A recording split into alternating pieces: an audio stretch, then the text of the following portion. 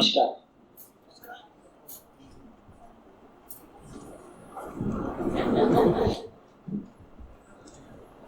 सिर्फ frozen shoulder नहीं,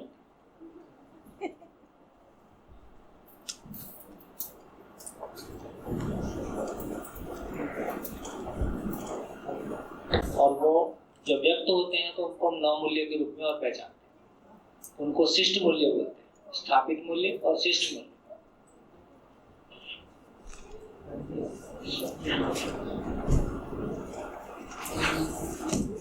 तो नौ में से पहला जो है वो विश्वास मूल्य के बारे में कहा।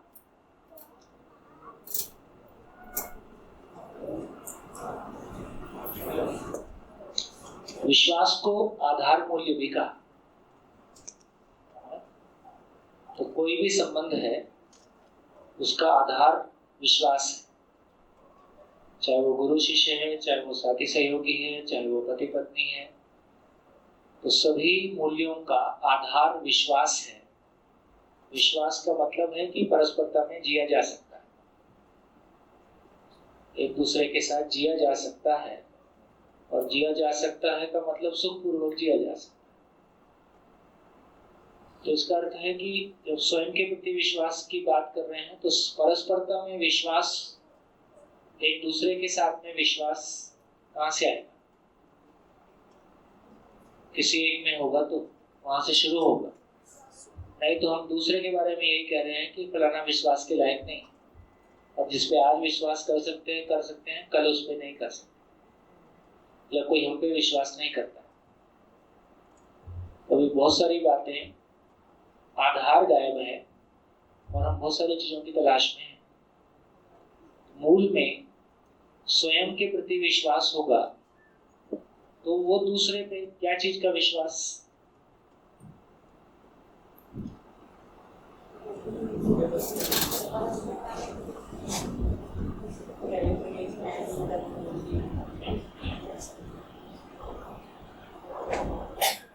तो मुख्य रूप से विश्वास, स्वयं के प्रति विश्वास,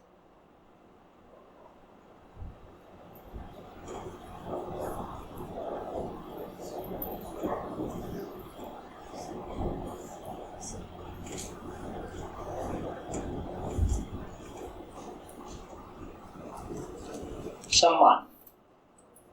सम्मान क्या है? सही मान।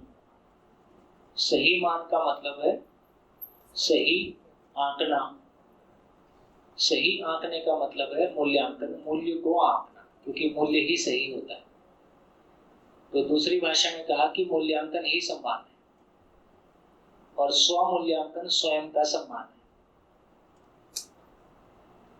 मैं सेल्फ असेसमेंट कर पाया कि मैं क्यों सही हूं, कैसे सही हूं। अभी सम्मान कैसा है? स्वयं को शरीर मानता हूं तो मैं शरीर का मूल्यांकन करता हूं, हो वही रहा है। तो ये भी हमारा ध्यान चला जा रहा है कि नियम वैसे ही काम कर रहे हैं। सम्मान का मतलब मूल्यांकन ही है, आंकना ही है। यदि मैं स्वयं को मानव के रूप में नहीं पहचानता हूं तो मैं स्वयं को शरीर के रूप में पहचानता हूं।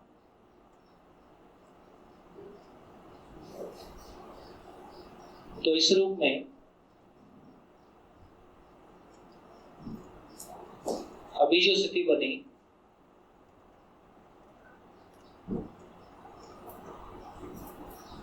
अब दो लोग आपस में मिलते हैं, ए और बी,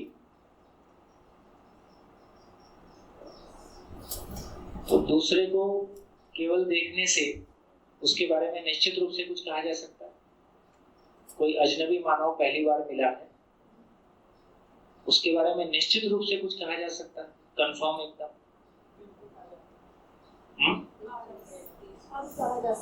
क्या कहा जा सकता है? ठीक हो गया? पहले ऐसा नहीं था। तो इसका मतलब है कि मानव धर्म निश्चित है, कोई भी मानव होगा तो वो सुख चाहता ही होगा।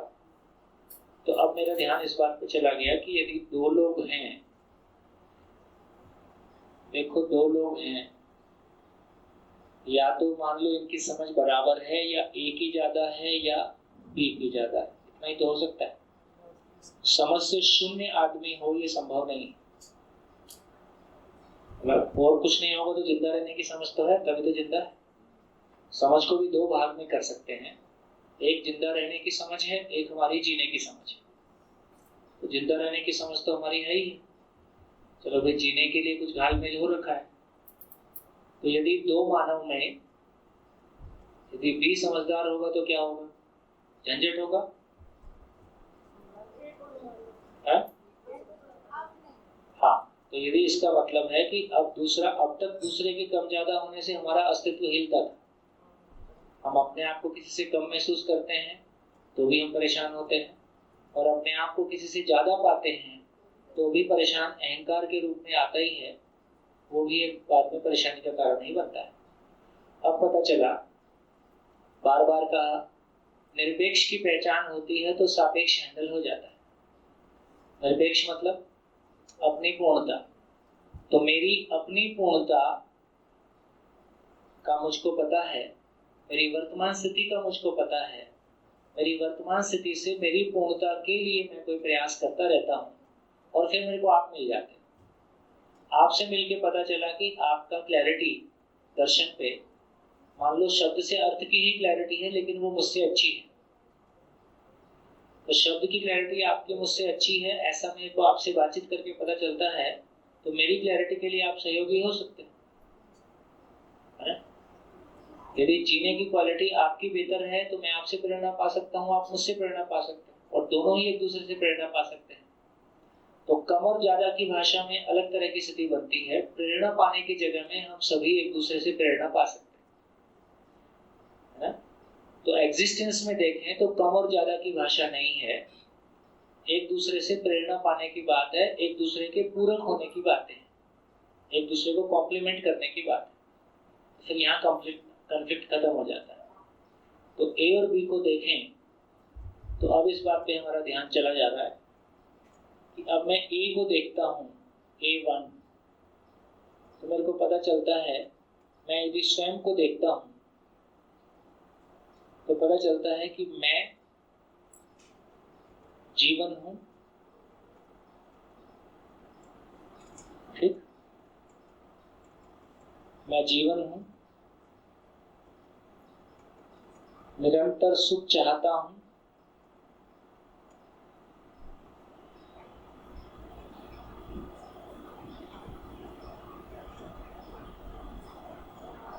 समाधान से सुखी होता हूँ। तो मेरे को कोई शंका नहीं है कि B1 कि B भी ऐसा ही है। बी को नहीं पता है, हो सकता है अपने बारे में। आदमी को देखने मात्र से उसके बारे में ये स्वीकार हो गया कि मुझको अपने बारे में पता है, इसलिए एग्जिस्टेंशियली मैं जैसा हूं आप भी वैसे ही हो। इतना ही हो सकता है कि मेरा शरीर मेल हो सकता है, आपका फीमेल हो सकता है, मेरा जवान हो सकता है, आपका बच्चा हो सकता है, बूढ़ा हो सकता है। तो शरीर बच्चा, बूढ़ा और जवान है, लेकिन मूल रूप में मैं जीवन हूँ, निरंतर सुख चाहता हूँ, समाधान से सुखी होता हूँ। दूसरा, अपने बारे में मुझको ये भी क्लैरिटी है कि समाधानित होने के लिए शरीर एकमात्र साधन है।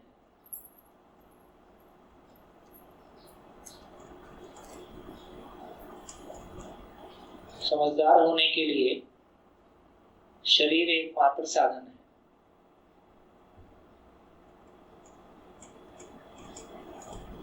B2 B भी ऐसा ही है। यहां तक कोई झंझट नहीं। अब मेरे को अपने बारे में ये भी पता है,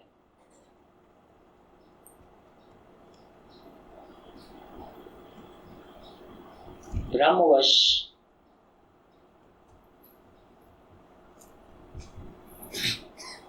मैं गलती करना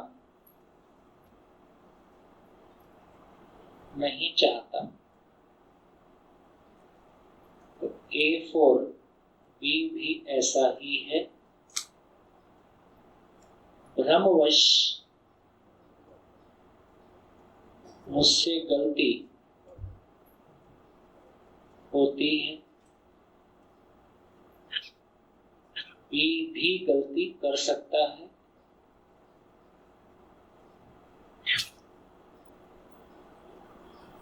गलती होने पर मुझे स्नेहपूर्वक समझाया जाए, B भी ऐसा ही चाहता है।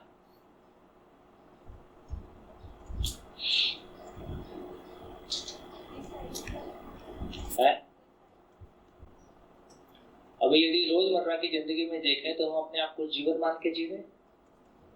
मैं शरीर हूं, निरंतर सुख चाहता हूं और सुविधा से सुखी होता हूं।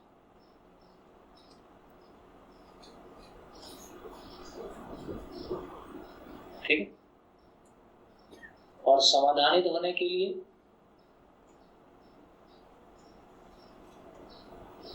सुखी होने के लिए शरीर एकमात्र साधन है।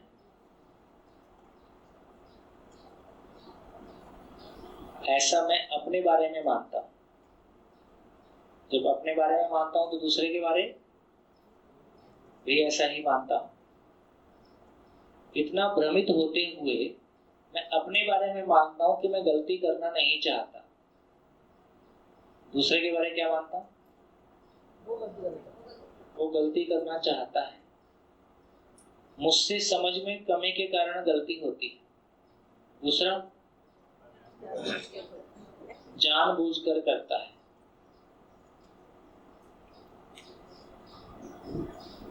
मुझे अकेले में स्नेहपूर्वक समझाया जाए, दूसरे को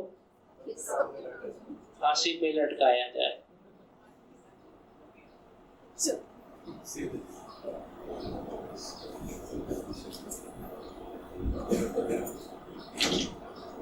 क्वेश्चन समझ में आ रहा है कि भ्रमित होने के बावजूद अपनी चाहनाओं को ठीक पहचान पाता हूं, लेकिन दूसरे की चाहना मैं वैसा नहीं पहचान पाता। ये इसको समझने के लिए यदि हम मानव को देखें तो उसका एक है कि उसने कोई काम क्यों किया और क्या किया। इसको इंटेंशन बोले, इसको एक्शन बोले। यदि मैं स्वयं करता हूं तो मेरे को क्यों भी दिखाई देता है, क्या भी दिखाई देता है। जब दूसरे को देखते हैं क्या दिखाई देता है? क्या किया ये दिखाई देता है, क्यों किया ये दिखाई नहीं देता। एक्शन। तो मेरे को क्या किया ये दिखाई नहीं देता है, क्यों क्या किया ये दिखाई देता है, क्यों किया ये दिखाई नहीं देता है। और मैं स्वयं में विश्वास की कमी के साथ, स्वयं में विश्वास की कमी के साथ में हूं सामान्यतः। जैसे आपने अपने दोस्त को फोन किया और बहुत गहरी दोस्ती है, फोन नहीं उठा तो क्या ख्याल आता है? क्योंकि उसके प्रति विश्वास है, चाहे उसने नहीं उठाया कि फालतू बात करेगा, टाइम खराब करने की अभी स्थिति नहीं है, अभी नहीं उठाते। और हो सकता है जिसपे आपने शंका किया वो सही में कोई परिस्थितिवश नहीं उठा पा रहा है और आप नेगेटिव ख्याल किए जा रहे हैं। इसका मतलब जब मैं स्वयं के प्रति विश्वास में कमी की स्थिति के साथ होता हूं तो मेरा अनुमान पॉजिटिव लगेगा कि नेगेटिव लगेगा। तो मेरे अनुमान बताते हैं कि मेरी स्थिति क्या है।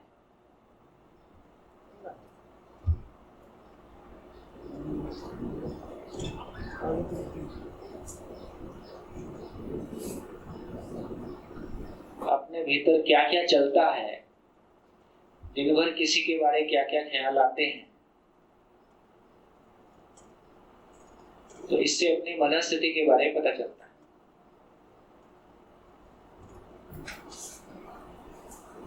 एक छोटा सा एग्जाम्पल कभी घटा शेयर कर सकता हूं। इसी एक शिविर में एक छोटी क्लास का कोई बच्चा था, बच्चों का शिविर कर रहा था, बहुत पुरानी बात है। तो अचानक 4 दिन तक वो कुछ नहीं बोला। 5वें दिन किसी चर्चा में बोलता है, अंकल मेरे को लगता है मेरे पापा मेरे को प्यार नहीं करते। 4th 5th क्लास में कुछ रहा होगा, ठीक से याद नहीं, छोटा ही था। मैंने कहा कि तुमको ऐसा क्यों लगता है? तो बोले जब भी मैं जाता हूँ तो बोलते हैं बिजी हूँ, अभी थोड़ा बाद में आना, बाद में बात करते हैं, अभी मैं बिजी हूँ। ये घटना हमारे घरों में कितनी बार घटती है? कॉमन है। तो किसी एक घटना से सामने वाला क्या निष्कर्ष लेके बैठ गया है ये हमको पता भी नहीं। संबंध खिसक चुका है, हमको पता भी नहीं। अभी अधिकांश घरों की स्थितियां ऐसी हैं, कम और ज्यादा, काफी जगहों में, कि सही अर्थों में संबंध की कोई गहराई नहीं बची है। केवल एक घर में एक छत के नीचे हम साथ साथ रहते हैं कि साथ साथ जीते हैं? जोर से बोलो। रहते हैं। उठ गए, नाश्ते के समय नाश्ता कर लिया, अपने शरीर की जरूरतें पूरी हो गई। तो इसका मतलब है कि बेसिकली जिसको कह रहे हैं कि भाव, क्योंकि जिंदा रहने के धरातल पर सबका लक्ष्य एक है कि अलग अलग, तो कोई ज्यादा आवश्यकता पूर्ति के लिए एक दूसरे की जरूरत है, साथ साथ जीने के लिए कोई भाव के लिए भाव वाली कोई जगह खाली नहीं है। तो इससे हमारी क्लैरिटी बनी कि मेरी स्थिति में यदि विश्वास में कमी है तो मेरा अनुमान नेगेटिविटी में जाता है। हमारे कितने संबंध हैं जो हमने केवल इस अनुमान की वजह से खराब किए।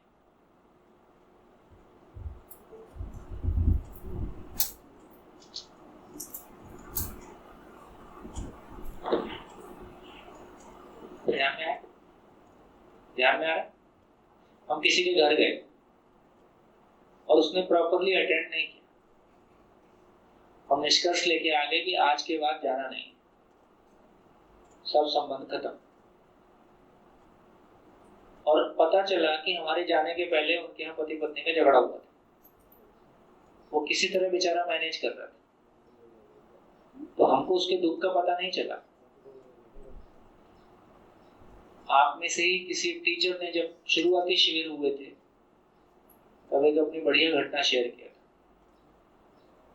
तो टीचर ने शेयर किया कि हम 2 लोग बिहार यूपी से IAS बनने दिल्ली आए, साथ में एक रूम में रह के पढ़े।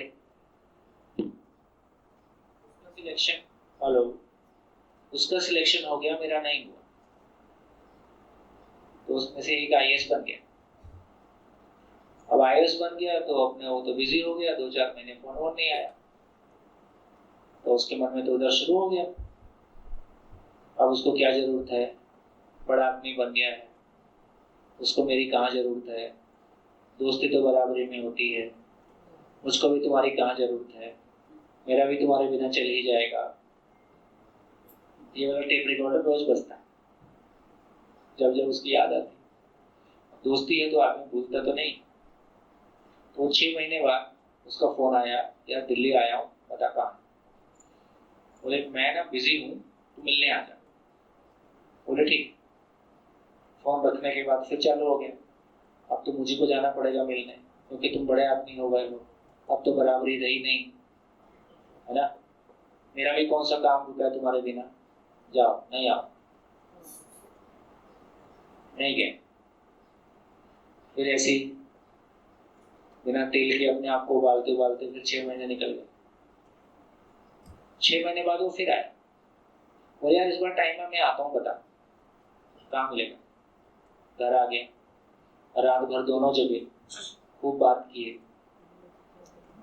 किए, और सुबह तक उसको ये अंदाजा हो गया कि इसके मन में तो कोई गैप है ही नहीं। इसके अंदर कोई गैप नहीं है, कोई दूरी नहीं। उसने अपने फिर सारी किस्से कहानी सुनाई, आईएएस में सिलेक्शन के बाद क्या हुआ, ट्रेनिंग में क्या हुआ, कैसे लफड़ा हो गया, मैं परेशान हुआ, ये हुआ वो हुआ। लेकिन वो तो 1 साल अपने आप को फ्राई करता है, ठीक। तो केवल विश्वास में कमी के कारण जो नेगेटिव अनुमान लगाने का हमारा अभ्यास था, उसकी वजह से यदि वो ना आता तो संबंध खत्म हो ही गया था। वो चल के ना आता अपनी तरफ से तो संबंध खत्म हो ही चुका था। तो मुझको ऐसे लगता है कि ऐसे ही कितनी घटनाएं घटती हैं जब सामने वाले के किसी एब्रप्ट बिहेवियर के कारण हम अनुमान लगा लेते हैं कि इसका मेरे साथ रिस्पॉन्स ठीक नहीं, इसने मेरे साथ ठीक क्या दिखाई दिया, एक्शन दिखाई दिया, इंटेंशन दिखाई नहीं दिया, और वो ना दिखने के कारण रिलेशन ब्रेक हो गया। अब आप ध्यान देके देखें अपने आसपास ऐसा हमारे साथ कितना हुआ है।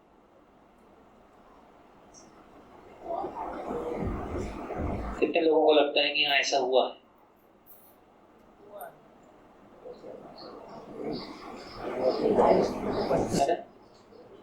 तो किसी से यदि कोई प्रॉब्लम ऐसी आई तो हमने लौट के नहीं पूछा कि उस दिन तुम्हारा बिहेवियर ऐसा था और मुझको ऐसा लगा।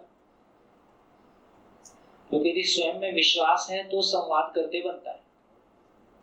स्वयं में अभी घरों की भी स्थितियां ऐसी हैं, या तो हम प्यार से या चीखना चिल्लाना करके अपनी बात मनवा लेते हैं, हमारी मानी जाए तो ठीक और नहीं मानी जाए तो फिर अस्त्र शस्त्र का इस्तेमाल शुरू।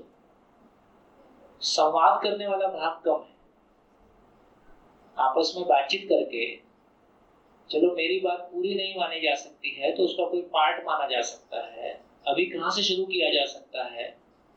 अभी हो सकता है जो आप अपेक्षा कर रहे हो उसके पूरा करने की स्थिति नहीं, या ये भी बता सकता हूँ कि आपकी अपेक्षा गलत है, अभी आपकी सुनने की स्थिति नहीं है तो मैं इंतजार कर सकता हूँ, चलो कुछ साल बाद बात कर लेंगे, कुछ महीने बाद बात कर लेंगे, तब तक जितनी बात हो सकती है उतनी बात हो सकती है।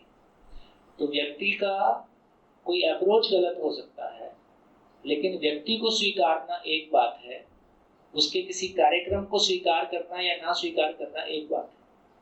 हमारे लिए व्यक्ति और उसका विचार एक ही बात है। यदि व्यक्ति को मैं देखता हूं तो पता चलता है कि मूल में वो कुछ सुखी होना चाहता है, अच्छा ही करना चाहता है, अप्रोच कम ज्यादा हो सकती है। तो उतना स्पेस एक दूसरे को उपलब्ध कराया जाए, संवाद बना के रखा जाए, और संवाद के क्रम में फिर जो स्थिति बने वो बने, तो हमारा आर या पार चलता है। पार करने के लिए तैयार ही रहते हैं। बढ़िया। तो इससे ये पता चला तो स्थिति ये है कि यदि सामने वाला मानव है, जीवन है, तो वो गलती करना नहीं चाहता है, यही सच्चाई है। तो धर्म और स्वभाव का पता चलने से मानव का धर्म और मानव का स्वभाव, मानव सुख धर्मी है और मानव का स्वभाव धीरता, वीरता, उदारता, दया, कृपा, करुणा है। खराब आदमी को भी अच्छे आदमी की तलाश है, या खराब आदमी में भी धीरता, वीरता, उदारता ही स्वीकार लेता है। तो इसका अर्थ यह हुआ कि वो सही करना ही चाहता है, उसको सही की समझ नहीं है। ये हो सकता है, उसका तरीका दूसरा हो सकता है, ये हो सकता है। दूसरा, मुझसे भ्रमवश गलती होती है। दूसरा, जानबूझ के करता है। क्या जानने के बाद गलती हो सकती है? तो आदमी जानने के आधार पे गलती करता है कि मानने के आधार पे करता है? मान के कर सकता है। तो जानबूझ के बोले कि मानबूझ के बोले? आदमी मानबूझ के गलती कर सकता है, जानने के बाद गलती नहीं कर सकता। अस्तित्व में ऐसे कोई गुंजाइश ही नहीं। जैसे मैंने आपको ध्यान दिलाया कि एक बार हमने पहचान लिया कि पानी से प्यास बुझती है, तो क्या कल्पना में भी हमने ऐसा कुछ किया है, पानी के अलावा और कोई चीज ख्याल भी आई हो? इसका मतलब है यदि हमने जीने के अर्थ में, जिंदा रहने के अर्थ में किसी चीज को ठीक से पहचान लिया है, तो कल्पना में भी गलती नहीं होती। तो इसका अर्थ है कि मानव को हमने नहीं पहचाना है, जानना और मानना में डिफरेंस हमने नहीं पहचाना है। तो इस अर्थ में ये कहा जा रहा है कि आदमी जानने के बाद गलती नहीं कर सकता है। हाँ, उसने कोई चीज मान रखी है, मानने के आधार पे वो गलती कर सकता है। तीसरा, गलती होने पर फांसी पे लटकाया जाए। ये क्यों आ रहा? मेरा भाई गलती करे तो मैं क्या करता हूँ?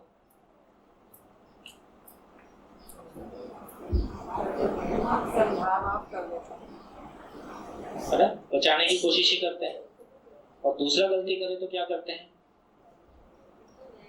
फिर तो न्याय चाहिए। ठीक, फिर मोमबत्ती जल जाती। तो इसका मतलब है ये न्याय है कि भड़ास है। तो इसका अर्थ है कि दूसरा भी चाहता यही है कि समझने का मैकेनिज्म किया जाए। देखो, हम लोगों ने इंजीनियरिंग कॉलेजेस में जो जितना उपद्रव रहता है, NIT रायपुर, IIIT हैदराबाद, है ना, 3 से 5 मर्डर किए हुए लोग, एक से एक अद्भुत लोग देखने को मिले। मूल में जेल में जाएं तो 75% लोग फ्रेम्ड होते हैं, जो अपराध नहीं किए होते हैं, और वो जेल में होते हैं, किसी दूसरे की जगह में आते हैं। है ना, हमारी वाइफ ने एक शिविर किया था जेल में, तो एक महिला ने बहुत धन्यवाद दिया उसका। उसका पति अफीम का धंधा करता था, तो जब भी पुलिस पकड़ने आती थी तो महिला को पकड़वा देता था, धंधा मार मत खाए। तो उसकी जगह उसकी वाइफ जेल करती थी, फिर छुट के आ जाती थी, धंधा अपना चलता रहता था। तो धीरे से तो उसको समझ में आया कि हाँ, पति ने मेरे को कैसे यूज किया है। फिर भी उसने पति को धन्यवाद दिया। बोले, मेरे को जेल में नहीं भेजा होता तो मेरे को ये शिविर नहीं मिलता।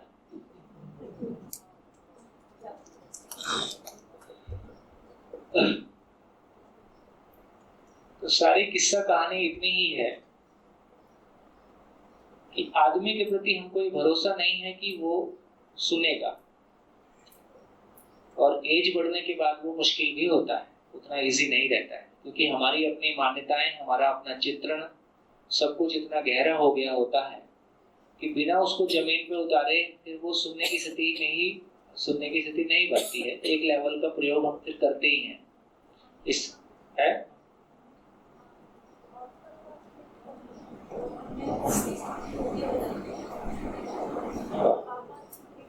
पापास में थोड़ी कम रहती है, मम्मीज में थोड़ी होती। दोनों का एरिया अपना अपना होता है। और पुरानी मम्मियां ये माने हुए थे कि पापा की मान नहीं, पुराने मॉडल वाली जो मम्मियां थी वो ये माने हुए थे कि अंतिम निर्णय इनका ही रहेगा, ऐसा उन्होंने माना हुआ था। अभी की स्थिति में ऐसा नहीं। अभी की स्थिति में लगभग इक्वल वाला मामला आ गया। लगभग देखो, बात करने का भी एक तरीका होता है ना, जितना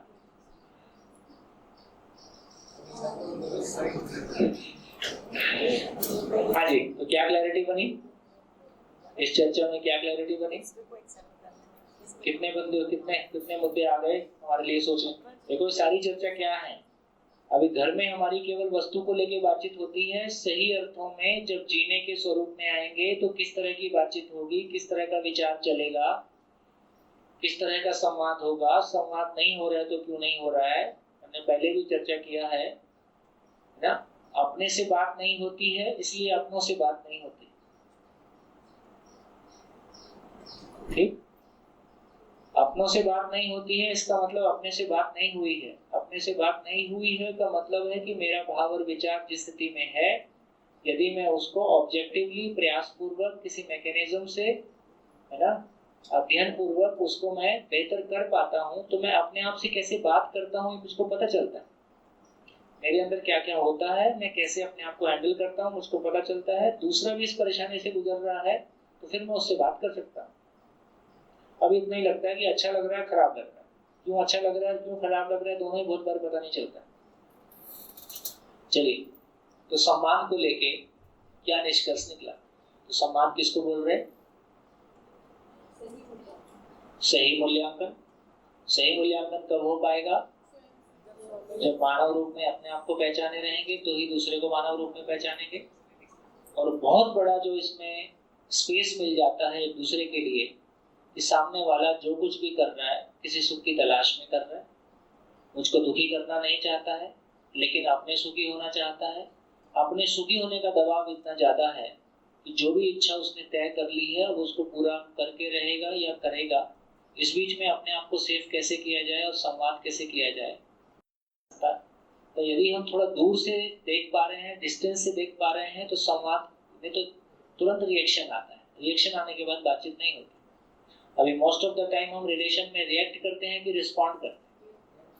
रिएक्ट करने के बाद बातचीत बंद, फिर 3 दिन बंद रहेगी, फिर 3 दिन बाद लगेगा चलो छोड़ो यार, तो आपने लेट गो कर दिया, प्रॉब्लम सॉल्व नहीं हुई।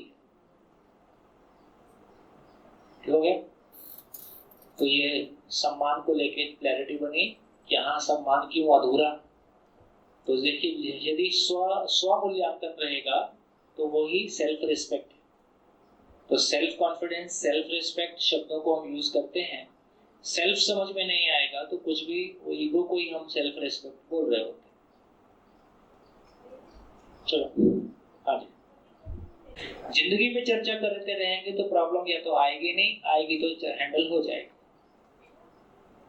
तो प्यास लगेगी तो कुआं खोदेंगे ऐसा कोई नियम होता नहीं। कुएं की खुदाई जारी रखेंगे, पानी मिलता रहेगा, निकाल के स्टोर करते रहेंगे, है ना? खत्म रहेगा तो दूसरे वाले बर्तन में रखा रहेगा। हाँ जी माइक। ये आपने बिल्कुल सही बताया, लेकिन मेरा क्वेश्चन ये है कि हर बार स्वयं मूल्यांकन सही हो? अगर 1% कहीं मतलब अभी प्रोसेस में इसका इतना मतलब है कि अध्ययन जितना कम रहता है उतना पूरा इंफॉर्मेशन श्रवण नहीं हुआ, श्रवण पूरा नहीं है तो मनन भी अधूरा रहता है। उसमें अपनी तीव्र इच्छा कितनी है, शिविर के दौरान हमको समझदारी की याद आती है, बाकी समय कुछ और याद रहता है, तो इसमें वो गलती होने वाला है ना? तो सही हो उसके लिए एक दिन में ठीक कुछ नहीं हो रहा है। तो लगातार आप उस पैड पे हैं, लगातार आप अध्ययन के पैड पे हैं, लगातार आपके भीतर कमिटमेंट है। जितना कमिटमेंट हमारा अपने जिंदगी में किसी पद को पाने के लिए है, किसी जॉब को पाने के लिए है, किसी बिजनेस में सफल होने के लिए है, क्या उतना कमिटमेंट हमारा अपने भाव और विचार की स्थिरता को पाने के लिए है, अपनी समझ को पाने के लिए है ना? ऐसा नहीं रहेगा तो कम ही रहेगा। इसमें इसका मतलब ये जो ए और बी हमने 2 मानव लिए, तो मतलब इसमें तो सृष्टि के सारे मानव आ जाते हैं। सारे मानव आ गए। इसका मतलब हर एक का सम्मान हो सकता है। इसका मतलब आप पहले इसका मतलब है कि जो हमने चर्चा किया कि स्वभाव धर्म स्वीकार होता है, रूप और गुण बदलता है, स्वभाव और धर्म निश्चित है। तो धरती के जितने मानव चले गए, जितने हैं, जितने आने वाले हैं, सभी की मूल चाहत सुख है, इसमें कोई परिवर्तन नहीं है। सभी मानव में स्वीकार के रूप में धीरता, वीरता, उदारता बना रहता है, चाहे मैं दीनता, हीनता, क्रूरता पूर्वक जीता हूं, स्वीकार वही रहता है। इसलिए कोई भी चाहे डाकू है वो भी किसी संत के जाके पैर छूता है, धन वाला हो, पद वाला हो, वो भी किसी संत के जाके पैर छूता है, क्योंकि इस बात की स्वीकृति है कि स्वीकार तो यही है। तो इसका मतलब है कि स्वभाव और धर्म नहीं बदलेगा। इस अर्थ में हम धरती के सभी मानव का सम्मान कर ही सकते हैं कि उसके मानव होने का इतना सम्मान है। इसमें ये भी बोल सकते हैं। और दूसरा मेरे को लगता है, देखो मैं छोटी सी कथा आपको सुना सकता हूँ जिसमें आपका ध्यान चला जाए कि जब हमारा भाव होता है तो चीजें कैसे हैंडल होती। तो आप लोग पहली बार शिविर कर रहे हो, अधिकांश लोग पहली बार वाले कितने बचे हैं? पहली बार शिविर कर, ठीक है, तो मान लेते हैं सभी पहली बार वाले। तो मैं जब 92 में बस्तर गया तो आइडिया ये था कि बस्तर में रहेंगे, लेकिन वाइफ को ध्यान में रखते हुए एक ऐसी सेटिंग बन गई कि हम रायपुर में घर हमको मिल गया।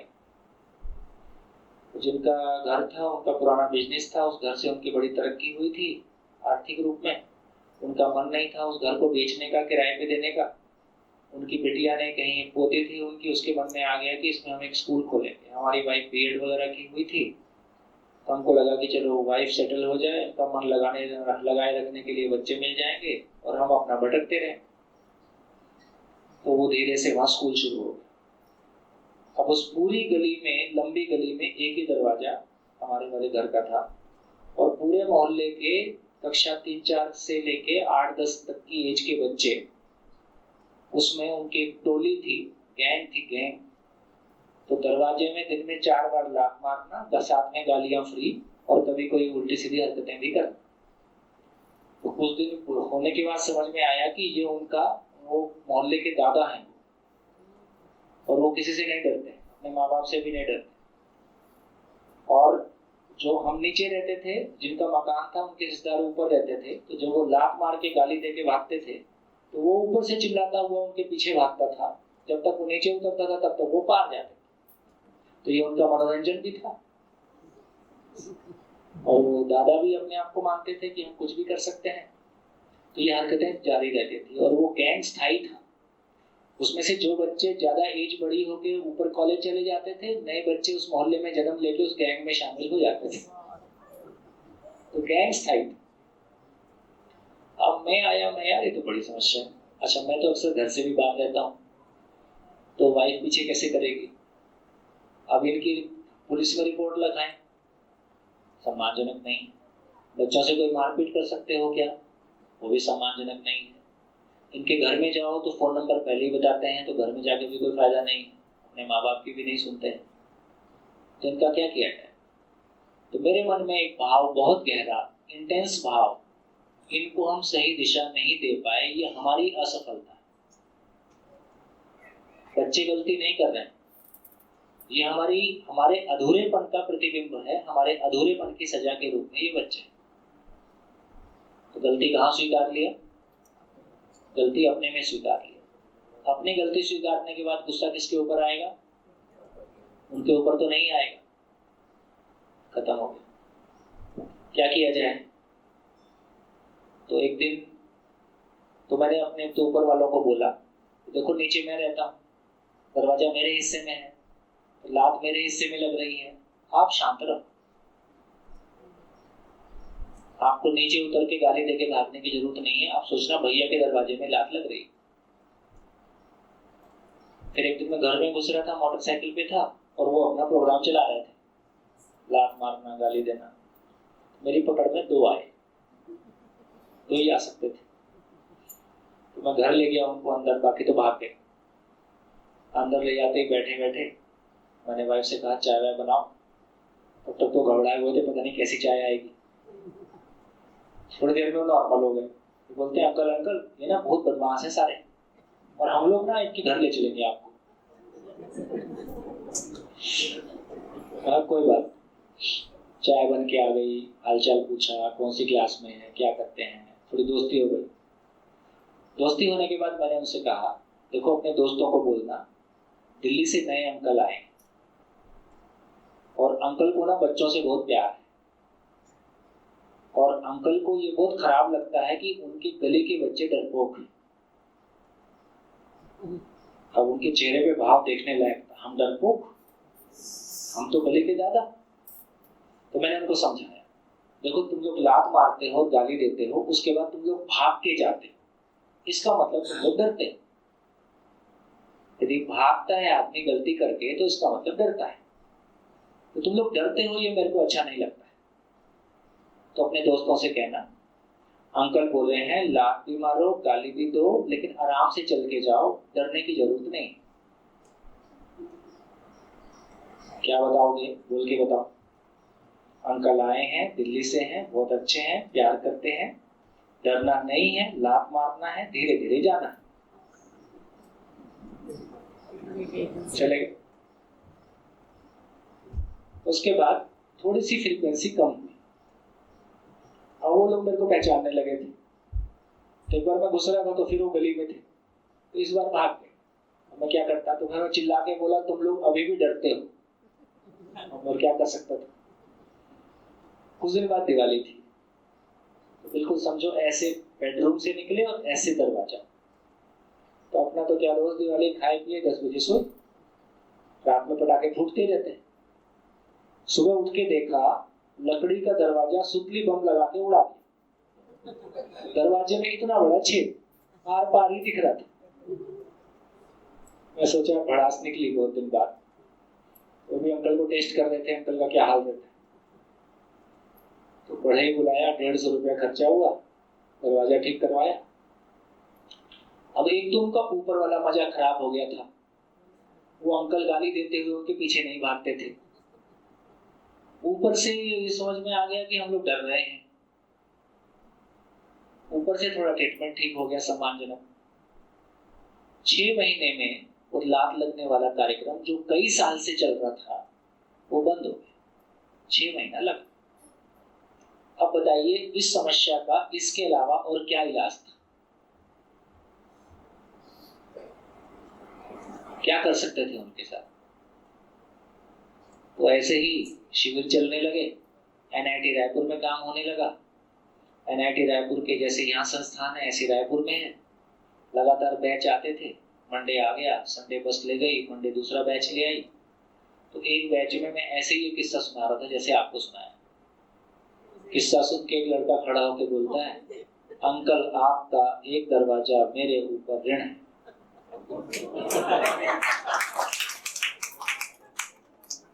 मैं समझा नहीं क्या बोल रहा है। बोले अंकल मैं ही था।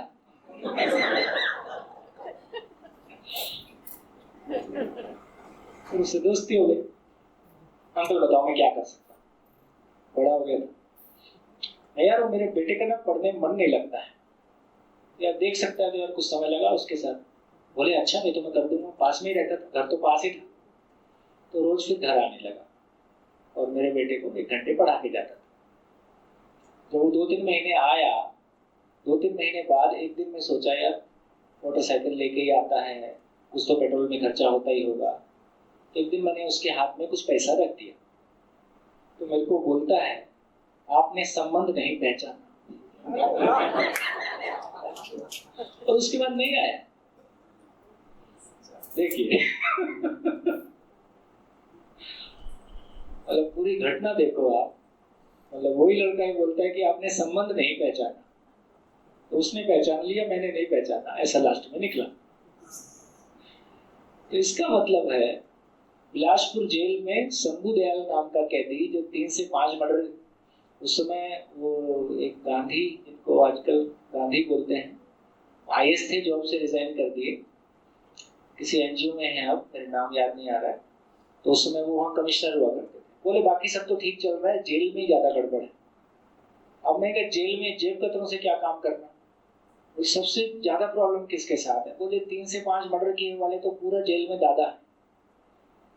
तो हमारे मित्र साधन भाई हैं और गणेश भाई हैं, उसमें वो लोग शिविर किया करते थे, उनके साथ में शिविर भी होने लगे। तो शंभू दयाल ने मानव व्यवहार दर्शन नाम की बुक, उस समय इकलौती बुक हुआ करती थी, उस पूरी बुक को साधन भाई से लेके अपने रजिस्टर में पूरा लिख डाला। ठीक। और 17 बैरक हैं बिलासपुर जेल में, और गुप्ता करके वहां जेलर हुआ करते थे उस समय। अब एक बैरक से दूसरे बैरक में जाना है, परमिशन का होता होगा, वो 17 बैरक में अपना शिविर चलाता था। वो पहले भी गुरुजी था जेल का, पहले वो दादा था, जहां से खड़ा हो जाए लाइन वहां से शुरू होती थी। और अब वो अभी भी गुरुजी वही था। कंटेंट बदल गया। मनोज झलानी जो अभी अपने हेल्थ डिपार्टमेंट में हेल्थ सेक्रेटरी अभी रिसेंटली थे, 1-2 साल पहले तक, वो उस समय वहां कलेक्टर हुआ करते थे। तो एक मीटिंग में मनोज झलानी और हम सभी जितने भी लोग थे, 400 कैदी सामने बैठे थे। 400 भरी सभा में शंभू दयाल ने कहा कि मैं घोषणा पूर्वक कह सकता हूं कि मेरा आचरण निश्चित है। उसी सभा में मनोज झलानी कलेक्टर ने 400 लोगों के सामने कहा कि जिस कॉन्फिडेंस से शंभू दयाल कहता है कि मेरा आचरण निश्चित है, मैं नहीं कह सकता। तो शंभू दयाल के फिर किस्से ऐसे होते थे, जेल में आने के पहले यही सोचते थे वापस जाके जिसने जेल भेजा है उसको कैसे निपटाना। योजना यही चलती थी। अब योजना यही चलती है कि मानव मूलतः गलती करना नहीं चाहता है, कोई क्षण में किसी आवेश में अपराध होता है, कोई भी मूलतः अपराधी नहीं। तो यहाँ भी शिविर ही चलाना है, वहां भी शिविर ही चलाना है। यहाँ ज्यादा आसानी है, लोग परमानेंट उपलब्ध है। तो जब ये चेंज आया तो हमने जेल में आदरणीय नागराज जी ने कहा कि किसी कैदी में चेंज आया है उसको नापने के 3 पैरामीटर, जिसने अपराध किया, जिसके साथ किया और जेलर, तीनों मिलके यदि ये कहते हैं कि इसमें चेंज आया है तो उसको जेल से मुक्त रहने के लिए इजाजत दिया जाए। तो जब वो स्थिति बनी तो उन्होंने अपने जेल के नियम का हवाला देते हुए अपनी मजबूरी बता दिया और वहां से हमने जेल में काम बंद किया। तो मैं ये कहना चाहता हूँ कि चाहे 3 से 5 मर्डर के लोग हैं या NIT रायपुर के वो स्टूडेंट्स जो व्यापारियों का फंसा हुआ पैसा निकालना, ड्रग्स का स्मगलिंग, हथियारों की स्मगलिंग करना, इन तमाम स्टूडेंट्स के साथ में जिस तरह के चेंज आए वो आश्चर्यजनक थे। दिल्ली गवर्नमेंट में भी ऐसे तमाम टीचर थे जिनका दावा था कि कोई हमसे काम करा के दिखाए। ये उनका वो था, क्या बोलते हैं, टैग, पहचान पत्र, क्या बोलते हैं, ब्रांड वैल्यू, यूएसपी है ना। ऐसे लोगों को भी हमने बदलते हुए देखा। दिल्ली एक बहुत टफ मंच था। दिल्ली का टीचर नो डाउट अपने आप में देश के बाकी टीचर की तुलना में बहुत क्वालिफाइड है, क्योंकि दिल्ली में क्वालिफाइड मास रहता है। सरकारी नौकरी की तलाश सबको है, उसमें जो बेस्ट मास है वो चुन के जॉब में आ जाता है। तो नो डाउट दिल्ली का टीचर बहुत क्वालिफाइड है, उस सेंस में बहुत अपने आप में योग्य है। जहाँ तक सब्जेक्ट और स्किल्स की बात किया जाए, और पैसे वाले भी हैं, पैसा भी है इनके पास, है ना। और तो अपने आप को ज्ञानी मानते ही हैं पूरी तरह से, है ना। हमारा जन्म ही ज्ञान देने के लिए हुआ है ना। तो दिल्ली टफ मंच है, हम भी दिल्ली के रहने वाले हैं, हमको पता ही है दिल्ली कितना टफ मंच था है। लेकिन इस कंटेंट की वो दम थी कि चाहे या लोग यहाँ पे आए और घोर शंकाओं के साथ में आए और अपना गुट बना के आए कि शिविर को कैसे बर्बाद करना है, चाहे त्यागराज में पूरी यूनियन के लोग टोपी लगा के विरोध करने के लिए बैठे ही रहते थे, हमें शिविर लेते थे और हमारे खिलाफ पर्चा इतना लंबा छाप के जितनी ऑडियंस आती थी उसके हाथ में पकड़ाते रहते थे, है ना। वो शिविर हमने कैसे चलाए हैं, उनमें से आप में से कुछ लोग यहाँ मौजूद होंगे, कुछ लोग हैं त्यागराज वाले है, 1 जन है ना, 2 जन। 5वें शिविर में वो जो अजय वीर यादव था यूनियन का नेता है, अभी भी है, उसने 5वें वर्कशॉप के बाद मेरे को वो पर्दे के पीछे ले गया। 5वें वर्कशॉप के बाद बोले, सोम भाई आपसे कोई प्रॉब्लम नहीं है, इस कंटेंट से कोई प्रॉब्लम नहीं है, पर विरोध करना हमारा धर्म। क्योंकि 5वें तक उसको ये समझ में आ गया, अब विरोध किया तो टीचर तुम्हारा विरोध कर देंगे। 5वें तक माहौल ऐसा बनना शुरू हो गया है। तो मैं ये कहना चाहता हूं कि लोगों ने हमारे खिलाफ खूब RTI लगाई, खूब शंका की, लेकिन यदि हम में सच्चाई थी और बाद में सच्चाई थी तो आज ये स्थिति है कि लगभग दिल्ली सरकार के अधिकांश टीचर एक विश्वास की निगाह से देखते हैं, अब शंका की निगाह से नहीं देखते। ठीक बोल रहा हूं? दिल्ली में ये विश्वास पाना बहुत आसान है। दिल्ली और विश्वास कहाँ हो? हाँ जी, हाँ। एक छोटी सी शेयरिंग करना चाहूंगा, जैसे आपने रखी, दिल्ली की ही घटी घटना है। 2 दिन का मौका मिला एक जेल में बातचीत करने का बच्चों से, बच्चों के लिए बुलाया गया था। तो 9th क्लास का बच्चा, 2 दिन का शिविर टाइप था भैया वहाँ पे। दूसरे दिन 9th क्लास का बच्चा खड़ा होकर ये बोलता है कि सर आप वो लोग हैं, आपकी सारी बातें बिल्कुल ठीक है जो आपने कही, अच्छी भी लगी, लेकिन आप वो लोग हैं जिन्होंने सुविधा वाला पार्ट पूरा कर लिया। आपकी गर्लफ्रेंड, वाइफ, बिल्कुल एज इट इज वर्ड बता रहा हूँ जो उसने हिम्मत के साथ और मैंने डर के साथ सुना, क्योंकि उनके इलाके में गए हुए थे। तो जो उन्होंने उस टाइम वाकई में उसका फेस था, खुल के ये कह रहा है कि आपने सब कुछ देख लिया, बाइक है, गाड़ी है, हम वो लोग हैं जिनके पास सुविधा नहीं है, और किसी टीचर ने हमारे को 15 साल इस लायक नहीं बनाया कि हम कमा पाए। ये गलती बताइए किसकी? उस दिन ये विश्वास जगा था कि स्किल देना और जिंदगी देना ये दोनों एक शिक्षक का किस रूप में काम है, कैसे अपने आप नहीं बनते, बनाए जाते। ठीक है। तो इन सारी बातों को देखते हुए अभी इस बात पे ध्यान बहुत बढ़िया से जा रहा है कि गैप कहाँ पे हुआ। वो गैप अपने में है, अपने घरों में है, दूर जाने की जरूरत नहीं है। यहाँ उसको भर पाते हैं तो हमको वो कॉन्फिडेंस आ जाएगा कि हम समाज में कैसे चीज़ों को लेके चलें और चीज़ें कैसे आगे बढ़ें।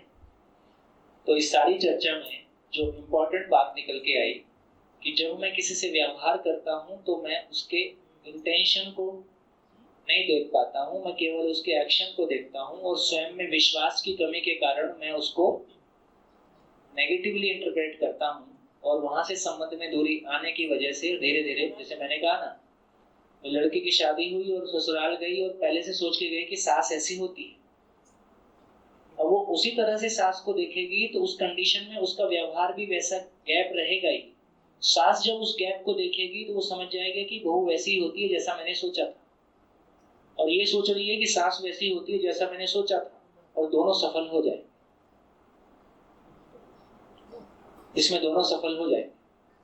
इसका मतलब ये हुआ कि हमारा मानव को ना समझने की, जैसे फलानी जाति के लोग ऐसे होते हैं,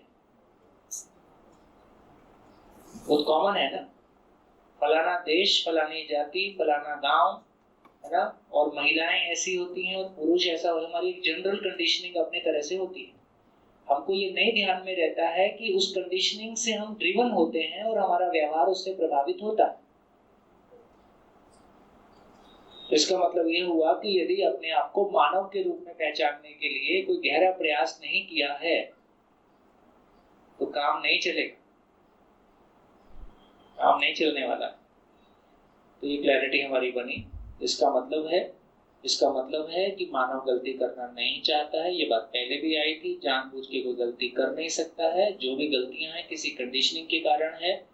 आदमी को सजा नहीं दिया जाए, है ना, कहीं ना कहीं समझ का काम किया जाए। IIIT हैदराबाद में भी ये हुआ, NIT रायपुर में भी यही हुआ। जितने टीचर और जितने बच्चे ऐसा लगता था कि ये कोई गलती करते हैं तो उनको शिविर में भेज दें, है ना, मतलब उनको कोई पनिश करने की बजाय शिविर में भेज दें ना। और NIT रायपुर में तो हम ये भी प्रूव कर पाए कि अभी कॉलेज में हीरो कौन होता है, जो न्यू सेंस वैल्यू रखते हैं वो कॉलेज में हीरो होते हैं। स्ट्राइक करवा दिया, कुछ और करवा दिया, तो हमने कहा भी अच्छा करो और हीरो बन के दिखाओ। तो धीरे से लड़कों ने वो भी करके दिखाया और कॉलेज में देखा तो दो तरह के लोगों ने ज्यादा इंटरेस्ट लिया इस कंटेंट में। एक वो थे जो क्लास के टॉपर्स थे, एक वो थे जो क्लास के नेता थे। तो बीच वाले ठंडे थोड़ा हमेशा ठंडक से ही चलते। तो हमारे एक मित्र IAS हैं, तो उन्होंने उसको बढ़िया कमेंट किया, बोले देखो वो जो क्लास में जोरदार पढ़ता है ना वो बाद में IAS हो जाता है, और जो क्लास में हड़ताल करवाता है वो बाद में नेता हो जाता है। कि बीच वाला वोटर रहता ही कि 90% वोटर वर्ग है, ऊपर का 5% और नीचे का 5%। ये दोनों भाई भाई, दोनों में क्षमताएं हैं। एक अपनी क्षमताएं पढ़ाई में व्यक्त कर पाया, दूसरा पढ़ाई में व्यक्त नहीं कर पाया, तो उसने अपनी न्यू सेंस वैल्यू से अपनी पहचान क्रिएट की है। हाँ बस ठीक है, लेकिन हमने बहुत चेंज होते हुए कॉलेज, मरे हुए कॉलेज ऐसे खड़े होते हुए देखे। तो सार इतना ही है कि इस बात को आचरण पूर्वक कहने वाले लोगों को मल्टीप्लाई करना। शुरू में हमको लगता था कि बहुत सारे लोग तैयार हो जाएंगे, लेकिन धीरे धीरे समझ में आया कि कोई आचरण वाला काम है। आचरण वाला काम है तो सबकी जर्नी अपनी अपनी है, तो अपने तरीके से लोग धीरे धीरे तैयार होंगे, काम आगे बढ़ता रहेगा। चलिए, तो हमने दो चीजों पे बात किया, स्वयं के प्रति विश्वास पे बात किया, सम्मान पे बात किया। आगे चले, बोर्ड साफ। बेस में फिर सम्मान को ऐसे बोल सकते हैं जो जैसा है वैसा। देखिए, अब ये स्वीकार हो गया कि पहले किसी को भी देख के मानव के रूप में स्वीकार कर पाना, ये मानव है, ये तो पक्का है।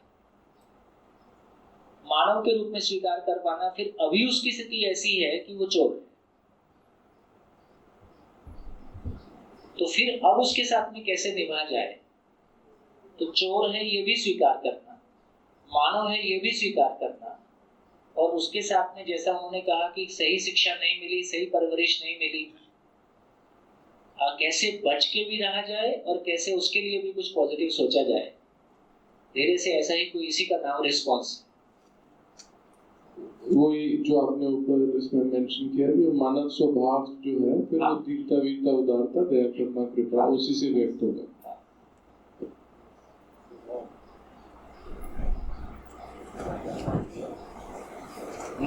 सब साफ। तीसरा स्नेह। स्नेह का मतलब पूर्णता के अर्थ में परस्पर सहयोगी होने का भाव।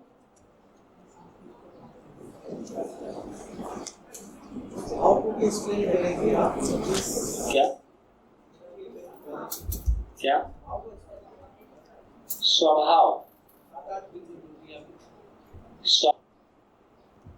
न्यायपूर्वक जीने के प्रति निष्ठा। Therefore, having some patience, as you अभी हम क्या बोलते हैं, धीरता मतलब धैर्य। क्या चीज? झेल लो। अभी तो अभी बोला कि न्यायपूर्वक जीने के प्रति निष्ठा, वहां से धैर्य आ जाएगा ना जी। है? वहां से धैर्य आ जाएगा। दया, न्यायपूर्वक जीने के प्रति निष्ठा से धैर्य आ जाएगा। बिल्कुल। तो धैर्य की क्वालिटी बदल गई। तो झेलने के लिए धैर्य हो कि न्यायपूर्वक जीने के प्रति निष्ठा के लिए धैर्य हो? वो भी दीदी जो पूछ रहे थे कि थोड़ा टाइम लगेगा, वेट है, तो ये धैर्य आ जाता है। तो मैं न्यायपूर्वक जीना चाहता हूँ। मेरे न्यायपूर्वक जीने में मान लीजिए पारिवारिक जो भी, अब दूसरा व्यक्ति नहीं समझा है तो भी इंतजार करना ही होगा। थोड़ा उसको उसमें दूसरा मेरी हेल्प नहीं कर सकता है।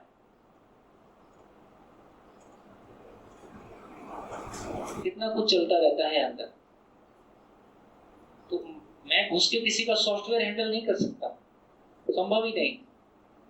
तो इसका मतलब है कि हर एक व्यक्ति अपना सॉफ्टवेयर खुद हैंडल करेगा। उसको सॉफ्टवेयर हैंडल करने के लिए जो एग्जिस्टेंशियल सॉफ्टवेयर है वो उपलब्ध कराना होगा। उसकी रोशनी में अपना सॉफ्टवेयर चेक करेगा और ठीक करेगा। और यही फुल टाइम काम है। जब तक ये काम आपको नहीं मिलेगा तब तक आप बोर होगे, आप खाली होगे, आप तंग होगे, तंग करोगे, और धीरे धीरे संबंध ग्राही होने लगता है।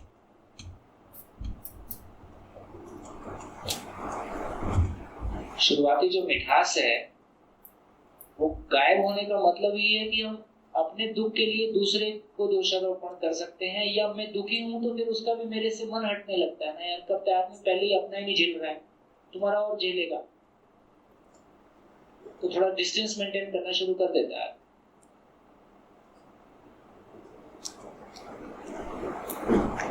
बढ़िया। तो अपने में ये जिम्मेदारी स्वीकारना कि मेरे भाव और विचार के व्यवस्थित होने की जिम्मेदारी मेरी है, और ये मेरा भाव और विचार व्यवस्थित नहीं है, ये मेरे दुख का कारण है। परिवार के बाकी लोग मेरे दुख का कारण नहीं है।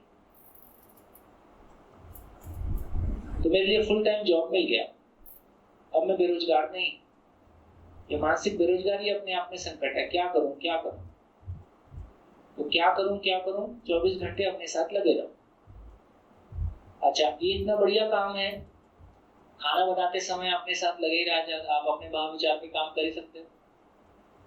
बाथरूम में, कहीं भी हो, गाड़ी चलाते हुए, जितने भी फिजिकल काम हैं सारे मैकेनिकल हैं, उसमें जीवन की आवश्यकता है ही नहीं। उतना काम मैकेनिकली होता है। आप उतने समय भी अपने साथ एंगेज रह सकते हो, मीनिंगफुलनेस के साथ एंगेज हो सकते हो, यदि आपके पास वो क्वालिटी है। तो टाइम नहीं है, ये प्रॉब्लम है ही नहीं, प्रायोरिटी नहीं। मेरे को कभी सुनाई नहीं देता है कि टाइम नहीं है, अभी मेरी प्रायोरिटी नहीं, तो टाइम ही टाइम।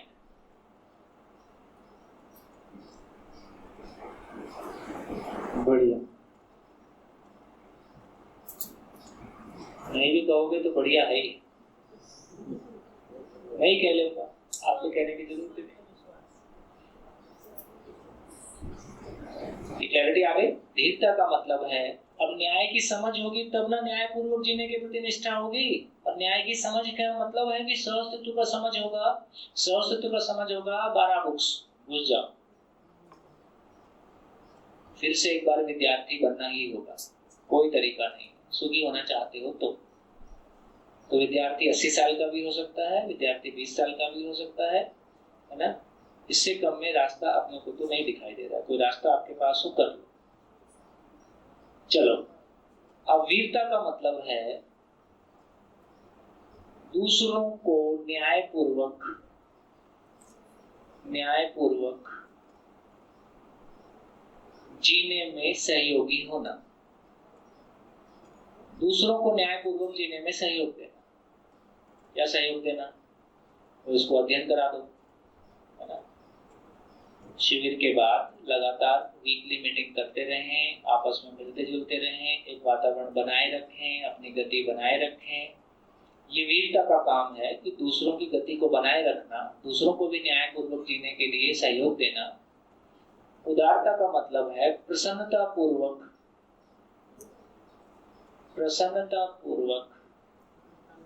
अपना तन मन धन, प्रसन्नता पूर्वक अपना तन मन धन दूसरों की जागृति के लिए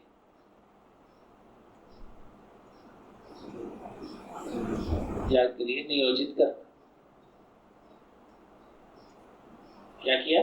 जैसे कुछ लोगों ने मिलके ये संस्थान क्रिएट कर लिया। संजीव भाई ने इसको मैरिज होम बनाया था।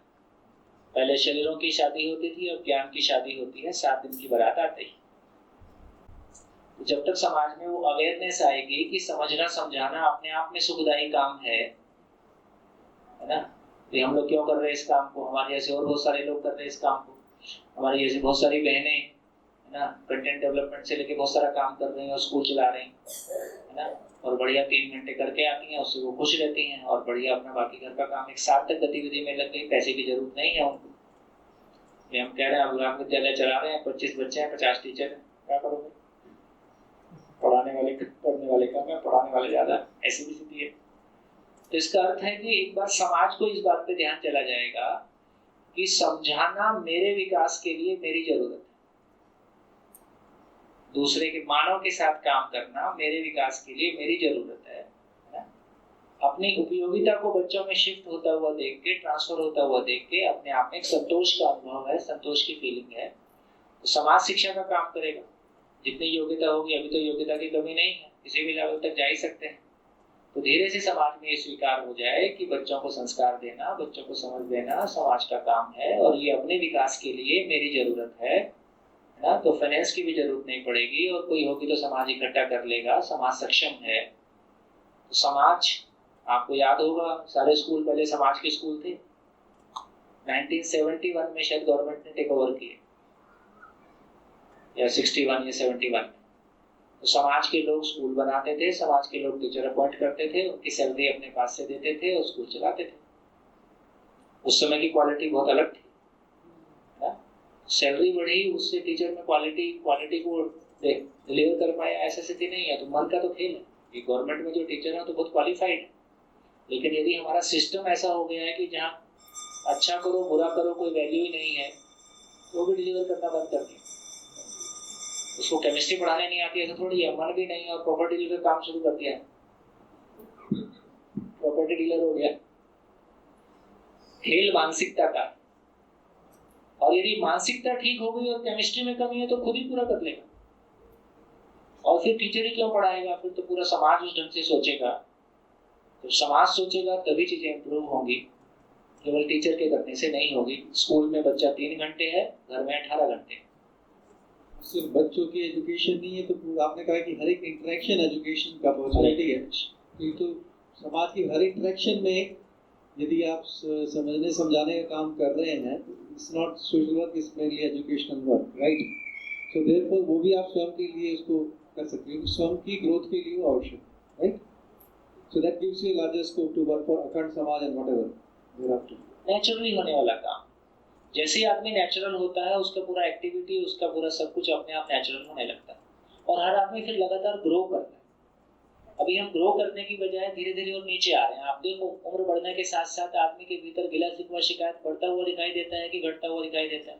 नॉर्मली बढ़ता हुआ दिखाई देता है। अपनों की संख्या बढ़ती हुई दिखाई देती है कि घटती हुई दिखाई देती है? घटती हुई दिखाई देती है। जिन्हें कंपनी लॉस में है।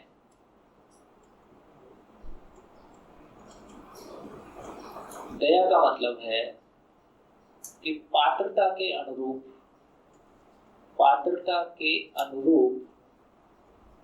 वस्तु उपलब्ध कराना। वस्तु का मतलब है समाधान, समृद्धि। वस्तु मतलब वास्तविकता। पात्रता के अनुरूप समाधान समृद्धि उपलब्ध कराना, ये दया है। कृपा का मतलब है वस्तु के अनुरूप। वस्तु का मतलब है कि उसके पास बोलने के लिए कोई ज्ञान है, सूचना के रूप में कोई ज्ञान है जिसको उसने ज्ञान मान लिया है, लेकिन वो उसके आचरण में नहीं है। उसके आचरण में नहीं है तो वस्तु के अनुरूप पात्रता विकास, वस्तु के अनुरूप उसमें पात्रता को विकास करना। जैसे शिविर की ओपनिंग जब जिंदा रहने जीने से होती है तो ये आप में पात्रता का विकास करती है। के बाद यदि हम वीकली नहीं मिलते हैं तो ये सस्टेन नहीं हो पाएगा।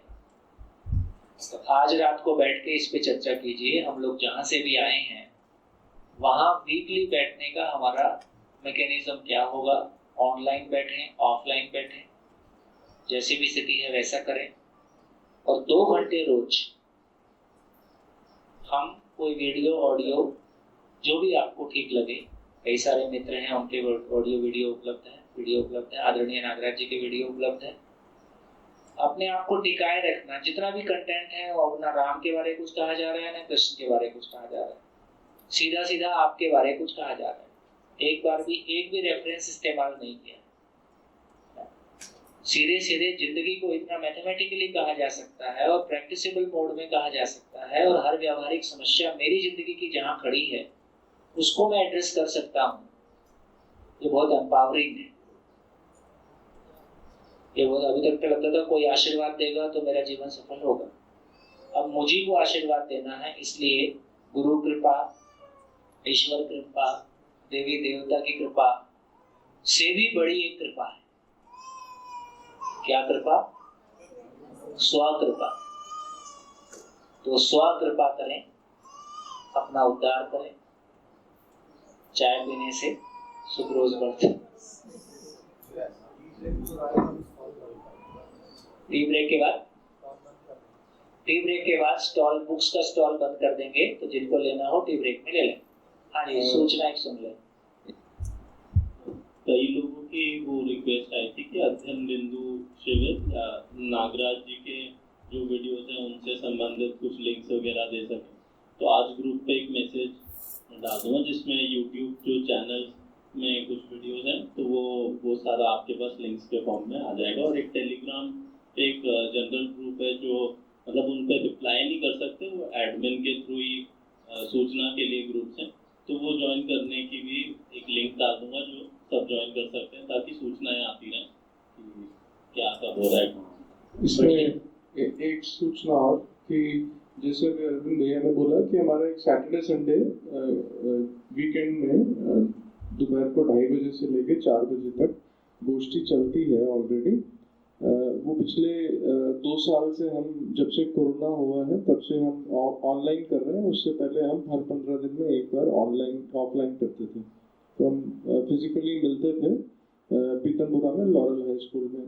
तो इस शिविर के बाद यानी अगले सैटरडे तो हम ये प्लान कर रहे हैं शाम को 4 बजे लॉरल हाई स्कूल पीतमपुरा में 2 घंटे के लिए 4 से 6 बजे वहाँ पे गोष्ठी का। और जो हमारी ऑनलाइन गोष्ठी चलती थी उसके अंदर संजीव चोपड़ा जी, श्रवण भैया और अंकित भैया, तो इनके सानिध्य में वो गोष्ठी होती थी हमारी।